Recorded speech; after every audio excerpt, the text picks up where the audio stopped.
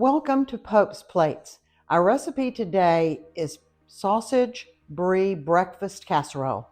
This is a great thing for your Christmas morning. I've got a load of things from the refrigerator.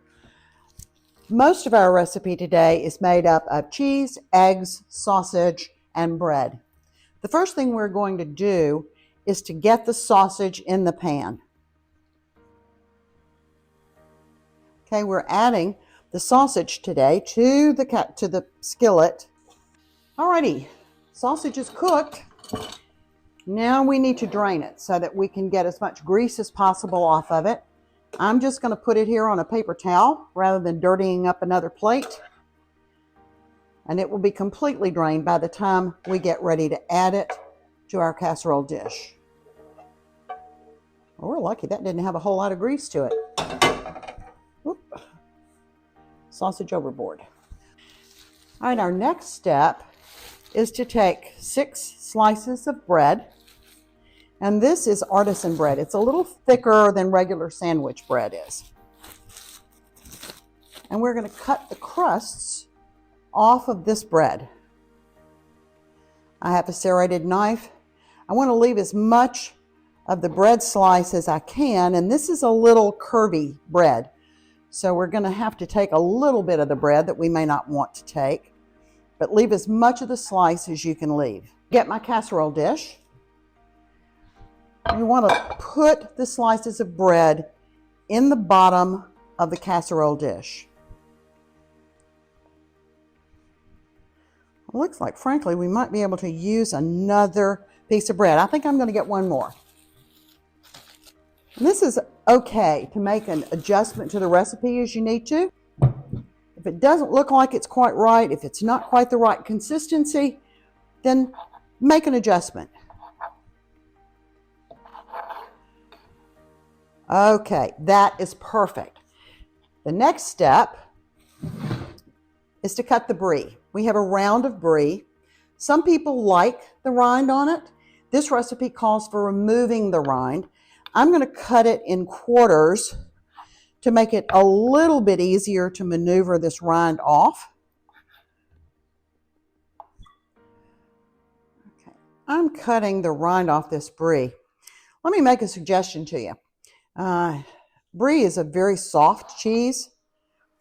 Cutting it even with a serrated knife, which makes it easier, means that you're losing some of the cheese. I would suggest that you freeze the wheel of brie before you begin cutting it.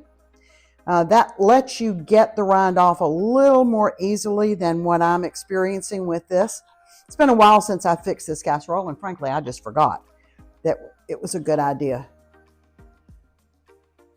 to cut the rind off of frozen cheese. But I'm essentially quartering it so that when I put it in the casserole, we're going to have little bits of brie spread all over the sausage. This is making a bit of a mess here. I'm going to move my casserole dish over, and I'm going to grab my sausage.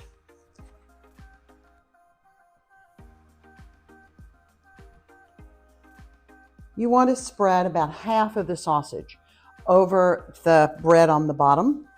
And you're going to take about half of the brie and break it up into little pieces and put it over the sausage. All of this is going to melt together as it heats up and cooks once we put the egg mixture on it.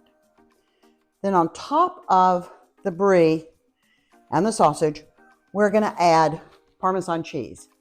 I've got about a cup of Parmesan cheese measured into this bag.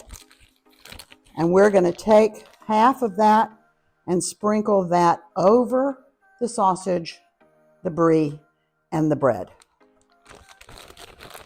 Then we're going to finish with the next layer of sausage. Take the balance of it. Get all of it that you can get. Spread evenly. Break up, again, the pieces of brie as evenly distributed as you can. Great day. This is really gooey. I think frozen would be a whole lot better. Got a little bit more here. All right, and the rest of the Parmesan cheese goes on top.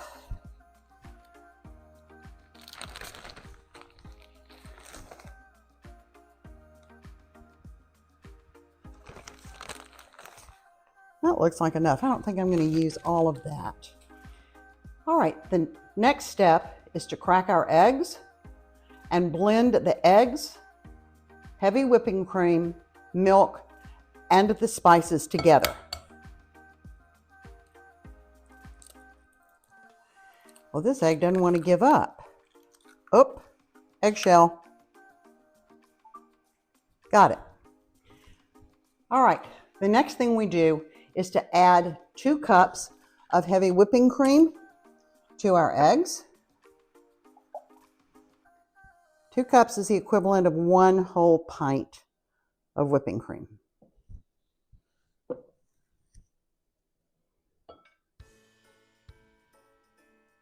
Then we're going to add 2 full cups of milk.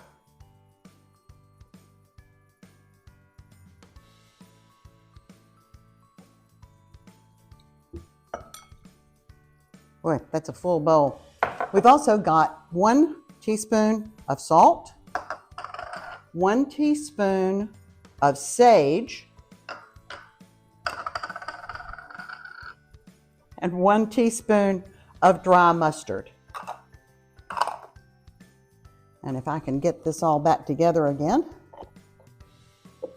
I'll get my mixer and we will blend this up. Let's start on a low speed because there's a lot of liquid in here and I just as soon not get it all over me.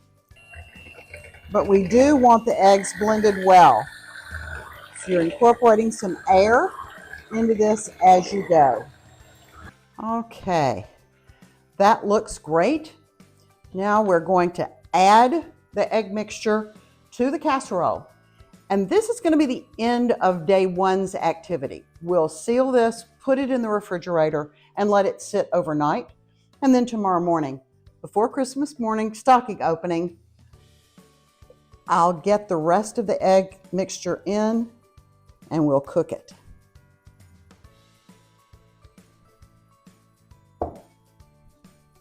Let me get some foil to cover this up. Okay, I've got the foil out. Let's get a long enough piece so that we can seal this casserole well. Make sure that you go around the edges. Turn it around here. Well, making a mess of that. Okay, we've got it sealed up. We're going to put it in the refrigerator. It needs to sit overnight. This is going to let all of the bread and the egg mixture soak together. So when we cook it tomorrow, it's all going to be great. Welcome back. This is day 2 of the preparation of our sausage brie breakfast casserole. We've got the casserole out of the refrigerator. Our next step is to finish the top layer, which is 2 eggs and another cup of milk. I'm going to set the casserole aside, get the eggs. Whoop.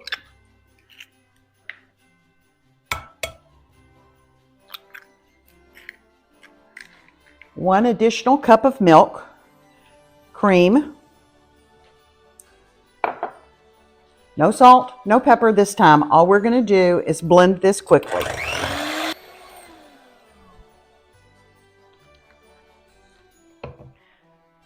We will put this into a preheated 350-degree oven for about an hour or until the egg is completely set.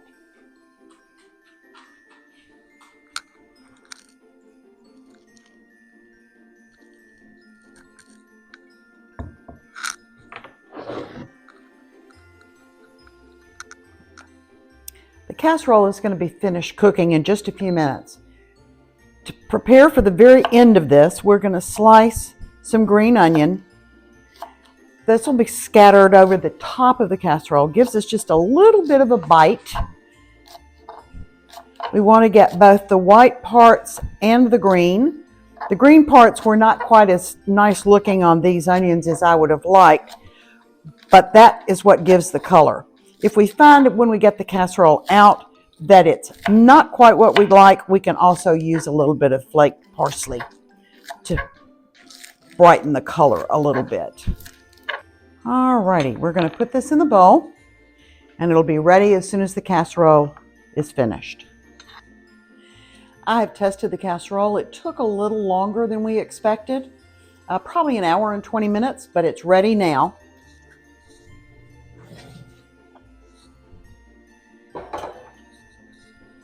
It looks so good.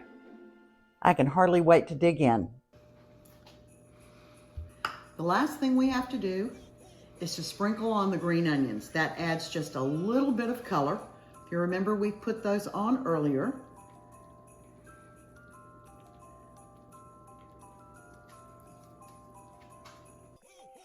All right, we're ready to serve this casserole. We're going to cut a little bit and get it out. The first piece is always a little bit harder to get out, but there we go. Ooh, that looks really nice. I'm going to take a really quick bite. See how it tastes.